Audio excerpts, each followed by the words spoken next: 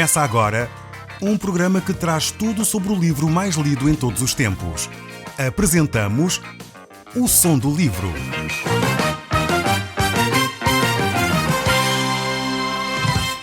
Seja muito bem-vindo. Neste podcast vai encontrar o livro mais conhecido e lido em todo o mundo. Vamos levá-lo numa viagem pela história da humanidade. Este é um audiolivro para si, para a sua família e sociedade em geral. Contextualização e comentários de Paulo Chaveiro. E nós hoje vamos olhar para o livro de 1 Timóteo no capítulo 3. Este capítulo 3 vai apresentar aqui alguns critérios, algumas qualidades e qualificações para aqueles que querem servir a Deus. Então é um capítulo extremamente interessante. Eu espero que se mantenha aí desse lado para ouvir aquilo que a palavra de Deus tem para nos dizer. Uma das coisas que eu gostaria de dizer previamente, antes de começarmos a ler logo o texto bíblico, é que ao analisarmos este capítulo 3 e aqui as qualificações daqueles que servem a Deus, verificamos que Deus dá muito mais ênfase ao caráter do que às qualificações, do que à preparação numa escola teológica ou num seminário ou numa outra coisa qualquer. Deus aponta sempre para um caráter irrepreensível. E por isso, este vai ser o grande ênfase aqui neste capítulo 3. Mais do que ter um curso de teologia, mais do que ter feito 3 ou 4 anos no seminário ou mais do que outra coisa qualquer, Deus aponta para um caráter de excelência. Então é preciso nós percebermos isto muito claramente. As competências são algo de segundo plano. O grande objetivo é Deus trabalhar o nosso ser. Deus sempre deu mais importância ao ser do que ao fazer. E é aí que, de facto, Deus vai mexer na vida de cada um de nós. Então vejamos aqui este capítulo 3, verso 1 do livro de 1 Timóteo. Diz assim: fiel é a palavra. Se alguém aspira ao episcopado, excelente obra almeja. Aqui a palavra episcopado poderia ter sido traduzida por bispo ou superintendente. Quem deseja ser bispo deseja uma obra muito boa, poderíamos traduzir assim numa linguagem mais moderna. No fundo, o apóstolo Paulo usa aqui esta ideia de episcopado, que no fundo ele usa vários sinónimos. Na Bíblia nós encontramos vários sinónimos para esta ideia. Temos a palavra bispo, que não define um cargo. Hoje em dia, quando nós ouvimos falar bispo, pensamos em alguém que tem a responsabilidade de uma área geográfica ou de uma série de paróquias, uma coisa assim do género, ou então de alguém que se auto-intitulou bispo. Bispo não tem a ver com responsabilidade sobre 4 ou 5 ou 6 igrejas, não tem a ver com isto. A palavra bispo aqui nas Escrituras é sinónimo de 3 outras: ancião, pastor ou presbítero. Portanto, alguém que se chama bispo ou presbítero, ou alguém que se chama bispo ou pastor, ou alguém que se chama bispo ou ancião, é exatamente a mesma coisa. E nós poderíamos dar aqui N exemplos nas Escrituras em como o apóstolo Paulo usa estas palavras, no fundo, como sinónimos uns dos outros. Então, tiremos daqui a ideia hierárquica, tiremos daqui a ideia de ter poder, tiremos daqui qualquer ideia relacionada com isto. Portanto, o apóstolo Paulo está a falar daqueles que desejam assumir uma responsabilidade pastoral sobre um rebanho, aqueles que desejam ser líderes de uma comunidade, aqueles que desejam presidir numa comunidade em termos espirituais. Então esses desejam uma boa obra. Então é aqui a responsabilidade de supervisão mais do que de um título. Eu sei que vai ser muito difícil nós descolarmos da nossa mente esta questão de um bispo ser logo alguém com uma responsabilidade importante, ter um determinado grau de poder, uma grande influência na comunidade cristã, na igreja. Portanto, eu sei que vai ser difícil nós descolarmos desta ideia, mas isto é a nossa realidade atual, não é aquilo que a Bíblia ensina. Precisamos voltar às Escrituras e ver aquilo que a Bíblia ensina. Então, o ministério do bispo é, acima de tudo, uma vocação para servir ao próximo. Não é uma posição de poder. Então, eu espero que fique claro na sua mente esta imagem. Aliás, Jesus Cristo, quando esteve entre nós, ele contrariou sempre esta ideia entre a mentalidade do mundo sobre a liderança e a mentalidade cristã. Por isso Jesus disse a certa altura: eu vim para servir e não para ser servido. E, infelizmente, hoje em dia, muitos religiosos estão lá mais para ser servidos do que para servir. Deveríamos, de facto, reformular esta visão das coisas. Mas vamos voltar aqui ao texto bíblico. O capítulo 3, verso 2, agora segue a dizer: é necessário, portanto, que o bispo seja irrepreensível, esposo de uma só mulher, temperante, sóbrio, modesto, hospitaleiro, apto para ensinar. Vamos tentar passar passo a passo por estas características. Então estamos a falar do bispo, poderíamos dizer em termos da nossa linguagem aqui portuguesa, seria bispo, padre, pastor, presbítero, ancião, portanto são sinónimos mais ou menos que nós podemos usar. Ele diz então aqui algumas características deste que tem uma responsabilidade espiritual sobre a comunidade. Primeiro aspecto é, ele deve ser irrepreensível. Isto não quer dizer que ele é uma pessoa que não peca, não quer dizer que é alguém que de facto vive sempre sem pecar. Não. É alguém que tem uma vida que é um modelo para outros. É alguém que de facto procura em Cristo as respostas para as suas fraquezas. Alguém que tem a capacidade, o ser irrepreensível aqui nas Escrituras é alguém que tem a capacidade de assumir o seu erro, confessar o seu pecado e abandonar o seu pecado. É óbvio que na vida cristã não há pessoas impecáveis no sentido literal da palavra, no sentido que nunca pecam. Só Jesus conseguiu fazer isso. Todos nós, independentemente de ser líderes religiosos ou não, ser um simples, como usamos a nossa linguagem, um simples leigo, todos nós somos pessoas que falhamos. Mas a nossa capacidade de ser irrepreensíveis prende-se com o facto de confessarmos o nosso pecado e deixarmos que o sangue de Jesus Cristo, esse sim, nos purifique de todo o pecado. E na medida em que confessamos o nosso pecado, na medida em que entregamos o nosso pecado nas mãos de Deus e somos purificados, é na medida em que nos tornamos irrepreensíveis. Ou seja, ser irrepreensível a alguém que errou, talvez ofendeu alguém e quando é confrontado com esse erro, pede desculpa. Ou seja, ele errou, portanto nesse sentido foi repreensível, mas quando corrigido a pessoa assumiu o seu erro, não contestou, não começou com rodeios, assumiu e humildemente pediu perdão por ter ofendido o irmão. Então isto é ser irrepreensível. E é este aspecto importante, o primeiro aspecto do caráter de um líder religioso deve ser este. O ter integrado no seu ser a humildade, a capacidade de pedir perdão, a capacidade de reconhecer as suas fraquezas e falhas e por isso ele se torna irrepreensível. Depois temos aqui um segundo aspecto. Ele deve ser esposo de uma só mulher. Talvez alguns dizem, então mas isto está na Bíblia. É verdade. Eu sei que esta reflexão pode incomodar algumas pessoas que nos estão a ouvir agora. A Bíblia diz claramente que aqueles que têm um lugar de liderança espiritual, bispos, padres, pastores ou outra coisa qualquer, o título aqui já mencionamos que são sinónimos, ele deve ter uma esposa. E deve ser só uma, não várias. Não é uma de cada vez, é uma só realmente.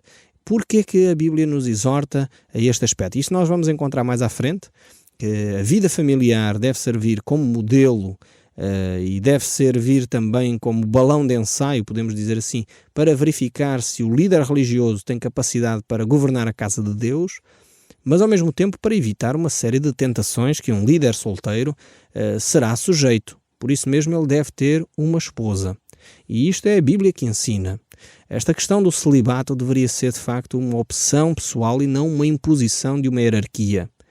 Porque de facto as Escrituras nos mostram que dentro dos padrões cristãos, aqueles que assumem a liderança espiritual da Igreja deveriam ser casados. Eu espero que ao lerem estes textos bíblicos fiquem atentos, porque muitas vezes nós não discutimos os assuntos simplesmente porque não sabemos o que é que a Bíblia diz. Mas quando somos confrontados com as Escrituras, nós temos que dizer aquilo que as Escrituras dizem. Não podemos inventar. O apóstolo Paulo aqui diz que ele deveria ser esposo de uma só mulher, porque mais uma vez naquela época também era comum a poligamia. Ou seja, um homem tinha várias mulheres. E ele diz, o líder cristão deve-se demarcar dessa posição e ele deve ter uma só mulher. Deve ser casado com ela e assumir o seu compromisso, ser uma pessoa responsável na sua relação conjugal. Infelizmente nós conhecemos muitas histórias no nosso país de pessoas que não vivem esta vida casta, esta vida responsável de um relacionamento conjugal. e por isso, infelizmente, tem muitas histórias na nossa nação que são contadas e que vêm a lume nos jornais, e é de facto triste ouvir estas histórias sobre determinados líderes religiosos que não vivem uma vida casta nesta área. Era preferível, de facto, seguirmos os princípios bíblicos, porque certamente teríamos menos histórias que nos incomodam, menos histórias que, de facto, são chocantes para a nossa nação nesta questão de ter uma vida sexualmente controlada dentro de um casamento, dentro de uma relação responsável, como deveria ser a de um líder religioso. Depois temos aqui um terceiro aspecto nesta listagem que o apóstolo Paulo vai fazer sobre as características de um líder religioso. Ele diz: deve ser temperante. Deve ser um homem que sabe manter-se calmo. Deve ser um homem que tem domínio próprio, que aliás o livro de Gálatas nos diz que é o fruto do Espírito, domínio próprio. Então não é alguém que ferve em pouca água, como se costuma dizer. Não é alguém que rapidamente explode quando alguém o ofende ou lhe diz qualquer coisa. Não, é alguém que sabe manter o controle do seu caráter, do seu temperamento. É alguém que realmente ajuda não só as outras pessoas, mas ele próprio sabe os seus limites e sabe controlar o seu gênio. Um quarto aspecto que nós encontramos aqui é que ele deve ser sóbrio. Ou seja, é alguém sério na sua maneira de ser e estar, no sentido que não é alguém que está a evitar rir. Aqui o sério não é nesse sentido. É alguém que é de confiança. Alguém sério é alguém que é realmente uma pessoa que podemos confiar quando chega aos momentos da dificuldade. Então, o líder religioso deve ser alguém sóbrio, com equilíbrio na forma como avalia as situações. Depois, um quinto aspecto é que ele deve ser modesto. Ou seja, ele não procura viver com ostentação. O objetivo da sua vida não é a satisfação material. Ele não busca ficar rico a todo custo. E infelizmente hoje vamos vivendo situações em que os líderes de algumas comunidades, ainda bem que são poucas, mas algumas comunidades do nosso país, parece que os líderes religiosos têm que ser os que têm os melhores carros, as melhores casas, porque isso é estatuto de ordem espiritual. Eu não vejo isso nas Escrituras, sinceramente, espero não chocar ninguém, mas é o que a Bíblia nos mostra. O líder religioso deve ser modesto na sua forma de viver. Ele não deve buscar os bens materiais como se isso fosse, de alguma forma, uma marca de espiritualidade. Não é. O ter muitos bens materiais não é marca de espiritualidade, porque senão diríamos que o Bill Gates seria o mais espiritual do planeta Terra, porque ele é o mais rico. Ter riquezas e bens materiais não é sinónimo de espiritualidade, antes pelo contrário em muitos casos. Jesus Cristo mostra-nos claramente que não devemos amar o dinheiro, que não devemos amar as coisas materiais, porque não somos deste mundo, o nosso tesouro deveria estar nos céus. E infelizmente hoje temos várias comunidades a fazer grandes apelos à riqueza, que isso é que é o caminho e que temos que ter cada vez mais bens materiais. Viver de uma forma modesta. É o quinto aspecto aqui de um líder religioso, segundo os padrões de Deus, como é óbvio. Os outros que não vivem dentro destes padrões terão certamente que fazer o seu percurso, e cada um de nós deve ter a capacidade para avaliar quem está dentro dos padrões de Deus ou não. Um sexto aspecto aqui é que este líder religioso dentro dos padrões de Deus é alguém que é hospitaleiro. Essa é uma característica importante. Ele é um servo do Senhor que sabe receber os outros em sua casa. Então ele não tem problemas em receber a sua comunidade em sua casa. E porquê? Porque a sua casa é um livro aberto. A sua casa não é de facto algo para esconder, ele não tem nada a esconder dos outros, porque ele sabe ser então hospitaleiro. E o seu próprio ambiente familiar é um testemunho real de que ele é um verdadeiro servo de Deus. Então a hospitalidade, de facto, deve ser uma característica daqueles que servem a Deus. Sétimo aspecto, ele deve ser apto para ensinar. Aqui não é uma característica de ordem moral, mas aqui é uma característica de facto na ordem das competências. E se alguém quer servir como pastor, padre, bispo, presbítero, ancião e não sabe pregar, então vá aprender a pregar. Ele deve ser apto para ensinar, deve saber ensinar, deve ter a pedagogia para poder ensinar as pessoas dentro da palavra de Deus. E aqui é uma aptidão. As aptidões aprendem-se, as aptidões trabalham-se. O caráter também se trabalha, mas o caráter é formado. E já reparamos aqui que até agora já analisámos várias características, 7 características, e só uma tem a ver com aptidão. O resto tem a ver com caráter, tem a ver com aquilo que nós somos. E infelizmente hoje em dia dá-se mais ênfase às aptidões do que ao caráter. E eu creio que é por isso que de vez em quando vão surgindo graves problemas na liderança cristã do nosso país. As várias comunidades têm muitas vezes dificuldades e há cisões nas igrejas e há dificuldades nas comunidades porque tem-se dado mais ênfase às aptidões do que ao caráter. É por isso que Jesus dizia: aprendei de mim que sou manso e humilde de coração. Estas são as 2 grandes características que Jesus gostaria que nós aprendêssemos: a humildade e a ser mansos. Mas voltando aqui ao texto bíblico, o verso 3 prossegue com características para os bispos, para os líderes religiosos. Diz o verso 3, não dado ao vinho, não violento, porém cordato, inimigo de contendas, não avarento. Então o 8º aspecto aqui que nós encontramos nestas características do líder religioso é que ele não se deve dar ao vinho, não deve estar subjugado por qualquer vício. Aqui a ideia de vinho, porque naquela altura ainda não havia as drogas, portanto não é que um líder religioso pode ser viciado em drogas e não em vinho, não é isto, atenção, não digam coisas que as escrituras não disseram. Aqui tem a ver com o ser livre de vícios. O líder religioso não deve ser subjugado por vícios, seja do tabaco, e infelizmente vê-se muitos líderes religiosos viciados em tabaco no nosso país, seja por álcool, e infelizmente ouvem-se histórias de facto de alguns líderes religiosos do nosso país viciados em álcool, seja em drogas.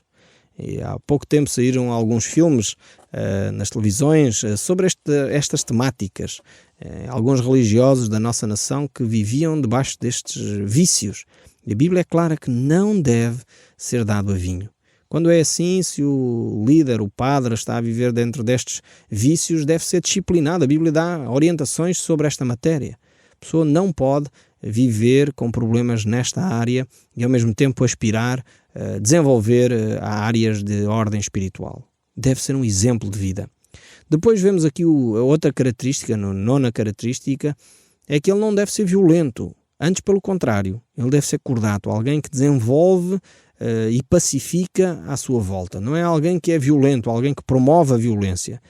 Há uns anos atrás havia aí uma certa teologia, chamada teologia da libertação, que tinha muito a ver com o desenvolver uma atitude violenta para com os grandes senhores que tinham terras e não permitiam que os pequenos agricultores as utilizassem. É óbvio que isso era uma injustiça tremenda, mas daí a partirmos para a violência vai um grande passo. A Bíblia nos desafia a que aqueles que têm responsabilidades de autoridade espiritual não devem ser violentos. Como diz a 10ª característica, antes pelo contrário devem ser inimigos das contendas. Eles não só não devem ser violentos eles próprios, como devem eles mesmos ser promotores da paz à sua volta. Ou seja, eles não querem que haja violência à sua volta. Aqui o não violento, em primeiro lugar, tem a ver com ele, a 9ª característica. O inimigo da contenda ou seja, alguém que vendo contendas, vendo injustiças, ele reage a essa situação. Portanto, não permite que elas aconteçam. E a 11ª característica diz não avarento, e no fundo aqui tem a ver com o saber gerir bem as suas finanças. Alguém que é avarento é alguém que gera mal o dinheiro que tem, está sempre com vontade de ter mais e gasta tudo aquilo que tem. Então o líder religioso não deve ser alguém que está constantemente a apelar para os bens materiais, uma busca incessante de mais e mais dinheiro, o ter. Isso não é característica espiritual, isso não é sinal de espiritualidade. Portanto, se você frequenta uma comunidade onde o líder religioso da sua comunidade é uma pessoa que vive de uma forma avarenta, vive e não é modesto na forma como gera as suas finanças, tome sérias atenções se esse líder espiritual que está na sua comunidade é de facto alguém que foi colocado por Deus. Não podemos ser incoerentes. A Bíblia tem as características Se de facto um líder espiritual é violento, é dado a vinho, não tem uma esposa, não tem a sua casa em ordem, então de facto é alguma coisa que nós deveríamos analisar seriamente se essa pessoa é de facto e está no lugar correto. Porque o verso 4 deste capítulo 13 ainda diz: e o que governa bem a própria casa, criando os filhos sob disciplina, com todo o respeito, pois se alguém não sabe governar a própria casa, como cuidará da casa de Deus? E esta aqui é a 12ª característica. Alguém que tem uma vida familiar completamente desorganizada, alguém que tem a sua vida familiar, não sabe educar os seus filhos, não tem um relacionamento saudável com a sua esposa, se calhar até tem uma amante, uma pessoa assim não pode ser líder de uma comunidade. Ou alguém que nem casado é, mas tem várias mulheres na aldeia, não pode assumir a responsabilidade espiritual da comunidade. Tem que ser disciplinado, retirado do cargo, porque isso é uma vergonha para o cristianismo, isso é uma vergonha para os princípios de Deus. E temos que ter a coragem não de encobrir a situação, como infelizmente vai sendo feito ou foi sendo feito durante muitos anos, foi-se encobrindo os afilhados, foi-se encobrindo os casos que haviam aqui e ali nas aldeias, mas em vez de encobrir temos que desmascarar, porque isso não promove a fé cristã. Depois ainda temos aqui mais algumas características. O verso 6 ainda nos diz: não seja neófito, para não suceder que se ensoberbeça e incorra na condenação do diabo. Pelo contrário, é necessário que ele tenha bom testemunho dos de fora, a fim de não cair no opróbrio e no laço do diabo. Então a 13ª característica que vemos aqui para um líder religioso é que ele não deve ser neófito. Esta ideia, esta palavra significa novo na fé. Ou seja, uma pessoa que aceitou Jesus Cristo há um mês ou há um ano não deve ser logo nomeado pastor de uma congregação. Antes, pelo contrário, ele deve ser testado, deve dar bom testemunho. E por isso mesmo, aqui as universidades não inventaram nada quando descobriram os estágios profissionais. A Bíblia já falava disto. Ou seja, aqueles que aspiram uma função pastoral, a responsabilidade de conduzir um rebanho em termos espirituais, eles devem passar por um estágio, seja de um ano ou talvez mais ou menos. Isso deve ter um certo equilíbrio, não devemos nem cair nos 8 nem 80, não é? Mas devemos usar de bom senso. Então aqui o importante é que a pessoa tenha tempo para viver a sua fé cristã e de alguma forma dar provas disso. O Som do Livro, uma produção da Rádio Transmundial de Portugal.